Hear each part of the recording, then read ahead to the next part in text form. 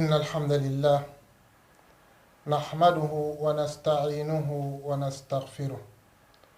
ونعوذ بالله من شرور أنفسنا ومن سيئات أعمالنا. من يهد الله فلا مضل له ومن يضلل فلا هادي له. أشهد أن لا إله إلا الله وحده لا شريك له وأشهد أن محمدا عبده ورسوله. يا أيها الذين آمنوا اتقوا الله حق تقاته ولا تموتن إلا وأنتم مسلمون. يا أيها الناس اتقوا ربكم الذي خلقكم من نفس واحدة وخلق منها زوجها وبث منهما رجالا كثيرا ونساء واتقوا الله الذي تساءلون به والأرحام إن الله كان عليكم رقيبا. يا أيها الذين آمنوا اتقوا الله وقولوا قولا سديدا يصلح لكم أعمالكم ويغفر لكم ذنوبكم ومن يطع الله ورسوله فقد فاز فوزا عظيما. أما بعد فإن أصدق الحديث كتاب الله وخير الهدي هدي محمد صلى الله عليه وسلم وشر الأمور محدثاتها وكل محدثة بدعة وكل بدعة ضلالة وكل ضلالة في النار. أعاذنا الله وإياكم من الضلال والنار. مرم سنغون قمكانو مرم مسلمينو او تنغان تيغانا تنغانا ماما na barkan sagondi tunga kore ndangani na kise munda maga na nema munda maga ana jiri iqi hari sennen kama ari kapalemu ari kadunko mare mutelengandanu haindanu sirebenu go kana ke wala laqe hay o telenga korege kama kenga ni pinal tv nya o kuine o kata besu komantenya yugo ka hu yare lemine ka hu kirsi o besu komanten kunyini kempa ganta kunyi debe na Mungu tunga subhanahu wa ta'ala maga ngera anku ano gemli sababanya o golle ke noni keni maremu wala laqadan intege ora diga honninne ko aqidan kama kengani Allah banan ka wonya har sa oro wala laqike ora wo mi nan saka kama dinan golle ho angana jongana dinan qirle ho angana kaban ana ngawa munana qirni kana qabana jongati hana be ken la ilaha illa Allah muhammadur rasulullah sallallahu alaihi wasallam ana haramare mun qirikata hi hana be una Allah nya bane una ma hoko tunga subhanahu wa ta'ala un serahu an sabatu sondo mundi nanti Allah qi hare muhammad sallallahu alaihi wasallam Allah qi hare nyinde Allah raya qiran qare ni hare la raqendi na haqiqatu ko min lagawi maruken kanema badna fare sallallahu alaihi wasallam a hadisa yigono agara kanuna muadhu qi na wala nanta nandiga serun qiri yamani kata Allah arango muadhu qini aram muadhu qiri ati muadhu da muadhu ngoni an qi kata yamani ngonya angora nokube ana tunanti qaranganu nyani kitabu dunko nyani muadhu ngo humbe konanda digan kan hana be aro golle hana be angan qabananya fad'uhum ila shahadati alla ilaha illa Allah. muadhu angana diga ampari hana an qirndi hana anu qirikata Allah banan ka gunnyai na koya ni anti tunga suntano ma Allah subhanahu wa ta'ala bane nge muhammadu nge Allah qiharenga digan ka hana be ngaw ke munna maga kenya hayke mu'adhu anqi an mission Allah riyarum payke la ilaha illa Allah ke awrin mani la ilaha ke ngurani nanti bato tunkantano na bato mbuho su komante ma la ilaha tunkantano tunkabe gan kawana mbatu illa Allah ma Allah subhanahu wa ta'ala bani na bato mbuho su komante ma jinnan tabatini meleka tabatini qabrun tabatini hoho gono munyan qotin kama hoho tabatini hoho gono tunga subhanahu wa ta'ala bane halle ku hoho tabatini batin taqaba ku hoho da illa Allah ma Allah subhanahu wa ta'ala bane kyani digan kanni fare ngara digan kanne bero mu'adhra qandi nanti andi akata yamane dunkunya andi akata digan kanne kunula fare ngara haqiqen kanne ma nandiga keta anya wajibi nyo oku kama o gana qirne njongana qirne be gan qoto dunan ta su ko mantenya kendi ona haramare mun qiri kata Allah bananga wona ona haramare mun qiri una Allah nya bani hon su ko mante una su ko mante ngara pew ma Allah subhanahu wa ta'ala bani un sere tay nanti muhammadana Allah qiyaraya basana Allah ra harello akiyara qinenen kama nantana la kendi ko muya maremu kenyani o qotono ke diyan kanne kama o qotono ke diyan kanne kama ora kagara nanti la ilaha kengurani bato tunkantano hontano batenga kabana nya humbera humbe batenga ngen na hanan duna nogondi ankara halle qabru nogondi humbe baten ne mango kenanya illa Allah ma Allah subhanahu wa ta'ala bani haramare men ngana kentu nanti inta kabana batenya ho dangani ma Allah subhanahu wa ta'ala bane an sondome awu sabatindi kyani digan kanne khay tunga subhanahu wa ta'ala munyan qoten tage humbe kane maga ken ke digan kanne kan patunyere Allah la taga humbe kane maga ken ke digan kanne Allah subhanahu wa ta'ala ara jinna do haramare men taga humbe kane maga ken ke digan kanne kiyana ga tora qur'anani wa ma khalaqtul jinna wal insa illa liya'buduni imma jinna do haramare men taga ho tana kane maga muniki Allah subhanahu wa ta'ala nya bani wa biha arsala Allah rusulahu kediyan kana kane ma Allah gari qi harun qi nangiri qi harun panaya nuh alayhi salatu wassalam nalla wala Allah garenya Allah do qi kati diyan kanne ke bey kembay kay unala ku komuna nandike Allah ni banay unama ho kahiya Allah da qi haru suka monton qi kya kane ma nangiri nuhaya nala yimen qorati Muhammad sallallahu alaihi wasallam wa anzala kutubahu Allah subhanahu wa ta'ala ri kitabun ku khana yanqani hum qane ma ken kay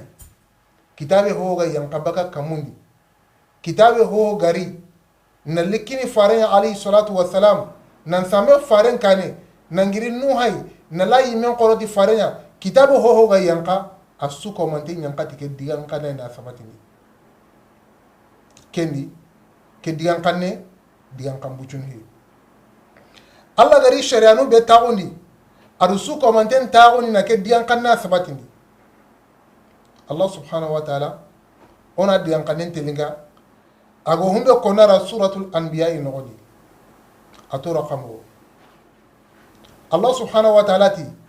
wama arsalna min qablika min rasulin illa nuhi ilayhi annahu la ilaha illa ana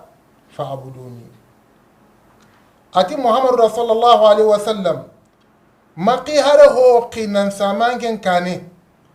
muqini qanne igara wahayu be qiya kenga yu diyan qanne ne kankai nandi tunga suntano mingi Allah subhanahu wa ta'ala bane unnike Allah subhanahu wa ta'ala batu Allah da kyako nuhada ara kyako ibrahim da ara kyako musa da ara kyako hudu da ara kyako salih da qi hare ho gari Allah gara tampile do karago be ko da qur'ana ni aga mo menu ko da ati gara qi hare ho qi ira qiti kan yang kanan bani la ilaha illa Allah tunga suntano mingi Allah subhanahu wa ta'ala bani aw ke diyan kanna sababuni Allah gara mizanun tagundi mizan wo tawon to ke diyan kanna sirebe an gana ke diyan kanna sabatindi mi jungo tawuna ke daga alqiyama kota an ke po sirara ho bure aw kencene humbe gana koto an wora kenta tinga kasirebe gama ke diyan kanna tawuni mi junta tawuna ke ndare la an ke mora yimbe ni directement awa ke diyan kanna sabundi Allah gara haramare mun ngara nantuna arjanna mundu onu yime kisini jahannama yimbe ya ke diyan kanna sababundi Allah subhanahu wa ta'ala arjanna taga ala jahannama kana taga kenna ngale onatu Allah subhanahu wa ta'ala ara haramare mun tagani da tagarna no hille ke diyan kanna sababu ma na honu ya komu benu ga tongonti diyan kannu kui kengani limanan ka on koma ya rabbi arni ngeda angun ka okenya na honu ya komu gonu ga bara diyan kanne ga wala diyan kanne ken nakari kengani kahiru ya arni ngeda angun gusu koma tenki sindike ya kendi ara haramere munya hosu aro hoburu serebe gana ke diyan kanne wutu anto kilo diyan kanne ke bati anke mo kama kapako musurunya ya rabbi arno ko musurunya serebe gana ke diyan kanne wara ambara diyan kanne ke ama dungan kanne ke gollenya ange ngo kapako muburunya ya rabbi arni ngera ko muburawunya awake diyan kanne sababunya Allah subhanahu wa ta'ala ara komu yoya yimara lumuya na hunya garama jigunya serebe gana diyan kanne ke wutu nangoli tay ambira kama namfata kama Allah wangen kapako musurunya ya rabbi arni ngera ko musurunya serebe qangara bara diyan kanne ke anda diyan kanne ke hayna togono ambara gollintay ange o kama garama jugunya ya rabbi arni ngeda ko ngisini garama jigagunya awa ke diyan kanna sababuni Allah subhanahu wa ta'ala ago barajin kinni haramare menya aw haramare men tugona ke diyan kanna sababui awa sire gana barake diyan kanne kana anagen kana nyan katana ya rabbi arni ngeda ko fuko manten sini ngisini ke awa ke diyan kanna sababuni Allah wo honu kitabun kinni khiyama kota hutayni serebe nu gara ke diyan kanari ga ngoli tay nam bira kama nam fata kama Allah subhanahu wa ta'ala woru u kaytunun kinu ya khiyama kota nya hutayni nanti qaraga kaytunun liga taga tayna serebe khaga barai Allah wo ken kira bu ken in kayitin kinni innogendi arni ngeda ngon fuko mantin kifin kiya awake diyan kanna na mizun qotonini alqiyama kotanya firebe gana ke diyan kanna wutu nambira kama nan fata kama amijo aw qoton ya rabbi arni ngada ngom mijun qotoni qasirebe gana bara diyan kanne kay anke mijo aw hegele no arni ngada ngom su ko manten kitini kiya awake diyan kanna na sababu ya na haramare men kisini bakka jahannaba yimbeya ya rabbi arni ngada ngom su ko manten kisini jahannaba yimbeya awake diyan kanne sirebe gama golitay duna ke nogondi an karana to ama golitay an ke nyan du mene jahannaba nogondi ya rabbi arni ngera su ko su ko manten kisinu ke Allah subhanahu wa ta'ala ara komin su ko mantun taga ke diyan kanna sababu da kendi ono hakare to diyan kanne kedi kenya ni fare sallallahu alaihi wasallam agati hadisa nogondi haqqullahi ala al-ibad an ya'buduhu wa la yushriku bihi shay'a وهي أعظم نعمة أنعم الله على عباده المؤمنين الله سبحانه وتعالى أقي رسول الله عليه وسلم أقدرتي حق بيجا الله سبحانه وتعالى ما إكمون كما الله حقيكمون كما أجر أكو حديث كل نغني إيسا هبنا كينغني عبد الله بن مسعود ما عبد الله بن عباس nandi wo Allah haqqun konu ala haqqu bego Allah magay komun kama yalle awatuwa ati haqqu bego Allah magay komun kama keni komuna Allah nya bani una ma ko Allah subhanahu wa ta'ala komuna Allah subhanahu wa ta'ala ya bani keni aw haqqu bego komun kana ma Allah kama sesu gana karana to anna Allah nya bani amma hoko Allah subhanahu wa ta'ala kinga koyni nanti Allah akana haqqe an kana haqqe Allah kama annaro e ardana non kin islam ono haqqe to kedi هذا هو كلمة التوحيد هذا هو كلمة الإسلام لا إله إلا الله محمد رسول الله صلى الله عليه وسلم كديان قناني إسلام أقول ديان قنيا كديان قناني إسلام أقول له قنيا كان إسلام أقول له قنيا لو قنيا بيقول إسلام أقول ما أنا ديان قنيا بيقول أن سنمي ميكات إسلام أقولنا كم باي كديان قنيا دي وبها يؤثم الدم والمال haram marin min ngana ke diyan kaneko Allah subhanahu wa ta'ala awan puren tangana awan nabur awatangana wa min ajliha jurriyat as-suyuf awa ke diyan kanna kanem maga Allah subhanahu wa ta'ala gara ka hanu jongi nanti silebe ngana barake diyan kanne islameno ana kamanin gaja Allah subhanahu wa ta'ala أقي هرنت رسول الله عليه وسلم أمرت أن أقاتل الناس حتى يشهدوا أن لا إله إلا الله وأن محمد رسول الله ويقيموا الصلاة ويؤتوا الزكاة فإذا فعلوا ذلك عصموا مني دماءهم وأموالهم إلا بحق الإسلام وحسابهم على الله الله أكبر ألقي رسول الله عليه وسلم أتودنني حديث كل نغني أتي الله ليك نعمري ina gaja ngenya ina haram mare mun gaja mun ga sera go wati be nanti Allah ni bani ike Muhammadu ni Allah ki hariga gona ken sabati ni utlaqa na sallen sabati ni na sallen ya ko Allah gara kinu yom gobe na jaka muni fa idha fa'alu dhalik atu gona kenya wati be asammu minni dima'ahum uhuru Allah ruhuru mbari bakin kama unta kama ngaji fiu sere su wara ke diyan kanne ko an nenen kamma angara sallen sigini angara jakka muguni angin ta kama ngaji fiu am purin tangi anna burin tangi wa hisabuhum ala Allah an korosine na an sege sege nem kute ke mo Allah subhanahu wa ta'ala kamma sere be gara ke diyan kanne ko islamin tanga jana de la ilaha illa Allah محمد رسول الله صلى الله عليه وسلم أنا كديان قنّي بغان نين كما أنت كديان دي أنكو ما وري الله فارين صحابة يقولون وديا جل لقينا كاهري يقولون ودا كورو ناكورو كاهري كي وغرا كورو أكانو كلينا بسنا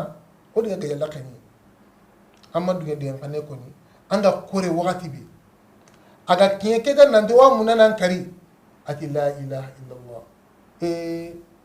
sawa keda la ilaha illallah an kunto halle ara kari agara kari arinna like masalam buni farina alayhi salatu wassalam farenta na golle nya bako kore nya de la ilaha illallah gana fi alqiyama kota angena mani kunni mani dalle nanke ma arakin nene ke kama sonne meke mo banke ngatuwa anta tu ke nono dura qoto ke digan kanne serebe gana buin nene kama ona sabati ni amma mangari ti golle be ga boronini comme Allah gono wunu signi na du insha Allah golle ke ga sabati nti wo ho worna su ko matem patampa jitelen kan nanu ngani digan kannu ko be ga wa boronini gollu ko be ga boronini amma na togal nenen kama humbe ga bono nini oni ken ka hatampa jitelenga nanu sura bane Allah gana wunu sigin na dugo ke fara alayhi salatu wassalam ato daga ni nandi ke gana nya wati be anna burin tange anyon kin tange ho go kina ya keta mata gana islam ngana haqqe be munda ma haqqe be islam ngana munda ma an kem pakka kini am fese ne an korsiye ken kutan Allah subhanahu wa ta'ala ma kyani wajibi hananya Allah subhanahu wa ta'ala qiharenga to garo wara on ngajuni on qirni katta humiya nan saka kama golu ligene baka akenya ma Allah da kenya qikato okui Allah qiharenya ma yantiqu anil hawa antan li yonki lumu konni andi sago nyana akenya marintenya ni nanti kenya kundu awanyana ma kenya kundu antanyana kenya Allah subhanahu wa ta'ala agara qi wati be agara wayu hana nyankanda kama garu hira inoni اقرأ باسم ربك الذي خلق الإنسان من علق اقرأ وربك الأكرم كي آية ينقف فارين كتابي جبريل غارين لك آية كي كفارين نانتان قرأ سلبي سارتنا غتي سيني أما سها أما قرأ أنجل لكي نانتي كي نانقرأ كين كما كنا ده فراتي أنا بقارئ أنقل لي كما كنا نينا قرأنا أيوة ما قرأوا أتي اقرأ محمد قرأ ما أنا بقارئ أنا قرأ ما تسكو أنا رجعنا بولي ما يمكن مدغني يمكن قد دغي وقتي بكين أتي اقرأ أنا فارين قرأ رابطي هذا تنو فارين أبانا بلوت فارين يتامبقى أديك كارا أنا سيما هيك نيمان تيني جا هيك لغرغان تيني الله نجبر له وركته قري يا أيها المدبر قم فأنذر وربك فكبر وثيابك فطهر والرجز فهجر الله أكبر الله لو جبر له وركته قري أكنوا هلنا ني كومبيني ني قهم بومبي يا وقتي أدلاتي يا أيها المدبر أنجم بهاينا ملكنا نسوا جري شقة نمو الله جرا حاربي وركتانيا سيرا بيجا كينانيا golle be anga wara yaro sakanta gemme qarde qum fa anzir gira ana haramare mun gongo anu gongo anan kama titirna qore ana qura naham Allah subhanahu wa ta'ala da faren ke gini ke so hani gina ga ke ko tabe aqiti ke digan qanay an Allah ya bani ma huko Allah subhanahu wa ta'ala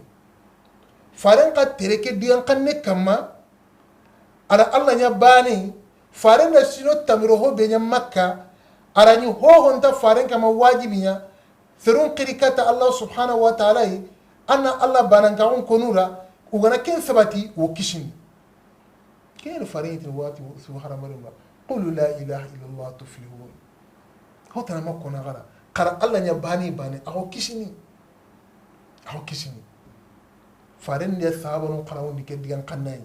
ara kya famu yelu sondomeni kana ngana sahabanu ko wari alhamdulillah wallahi sahabanu ko higana ko kuda o ko mo tauna est ce kun haramare munyewa est ce kun haramare munyewa ma kuni Allah yime malakenu nyewa tellement que digan kanne ke Allah gara faren gara sabatu nu sondomundi kani ambu sondomundi pew kenyan ura dulle munyu ke digan kanne kama ura daku munyu ke digan kanne kama ura tora munyu ke digan kanne kama ura har kalle mutu ke digan kanne kama uma digan kanne ke warade tangu ma wari bilal ibn rabah qara qissa mutuna haywan aga yin sirebe maga kumagundi aga ya tampini na kiyen digere be aga yin sirebe maga kumagundi aga yin lajabe saqa kama lajaba kan da faran qarantini makaro ke kiye bure makaro ke ki khache bilal wo wutini na sawu senqulen kama na hatta mutuna saqa gijimen kama ara da hatta bayilana tibani tana Allah bana ngaw ke tono sa la ilaha illallah tana ken tono qasundu meke Allah farenda sundu meke famuni tay sundu meke minadi anta kanna yan qata ke anta toro no khadi basana watu igoro tunkabe bate ken tunkanti jambana awatu igoro tunga igo kana tunga benya bani haram marin min nyankatan su komanteni bucina ke tunga nyankatan we kenya no ga digan kanne kiriga kenya no ga tokiro digan kanne ke bate ma Allah subhanahu wa ta'ala agora unya komu be ga liki Allah subhanahu wa ta'ala dangani ken mare mo wamu tunga subhanahu wa ta'ala ma arna famu firi arna no su komantina wala laqin tibare ni wala laqi lenki qalle wasini ni ken ko Allah gana koyriyo koyoy insha Allah wala laqi ke wa continue honne on telinke Allah gana ne undi mega khoni Allah gara ho to o kinoya Allah banan ka undi farin digan killendi dina ke killen kamma Allah gana khanu mega anda to qadi Allah subhanahu wa ta'ala la yuqani yen kenya dina ke iwo soro walla humbe wa hatam panjini soro nangani ma wati be galike Allah subhanahu wa ta'ala la honu gana barai Allah honu walla wanyana o seko Allah gara famu bucine be kino yadi Allah gara tuwa bucine be kino yadi Allah gana kanu ko patam panjina aro mare musunko wa mun Allah subhanahu wa ta'ala ma famu yum posire arna no ningira anko su komantinda na munu tunga subhanahu wa ta'ala ma arna wara la khiriya koyoy wa munu tunga subhanahu wa ta'ala ma arno wunun sinina adugo o ko ino kata bay su komantiya sir sugo kana penal tv ke hay ango kana hay wala ango kana telinga o ko ino kata be su komantina wa munu tunga subhanahu wa ta'ala ma telinga ke arna sabatindi arna barkirari ya rabbi arna nya odura arjana musoy arna nya odura arjana musoy la mo sire arna no odu su komanten ngani dina famu mo sire comme Allah gara kini fare mo be ora munu tunga subhanahu wa ta'ala ma arna no odu su komanten ngani wo kana ko golu suru benya wa munu tunga subhanahu wa ta'ala ma arna arjana tuwaro odu dangani ya rabbi arna dalle odu ma qiyama kota no ne arjana no ya rabbi Allah tanyo odu kama dalle no wara yimbe non arno kisni ken kamandiya ke wala laqihana wasin ken ko وقنا ربنا آتنا في الدنيا حسنة وفي الآخرة حسنة وقنا عذاب النار ربنا لا تزغ قلوبنا بعد إذ هديتنا وهب لنا من لدنك رحمة إنك أنت الوهاب ربنا إننا ظلمنا أنفسنا إن لم تغفر لنا وترحمنا لنكونن من الخاسرين اللهم صل على محمد وعلى آل محمد كما صليت على إبراهيم وعلى آل إبراهيم وبارك على محمد وعلى آل محمد كما باركت على إبراهيم وعلى آل إبراهيم إنك حميد مجيد سبحان ربك رب العزة عما يصفون والسلام على المرسلين والحمد لله رب العالمين والسلام عليكم ورحمة الله وبركاته.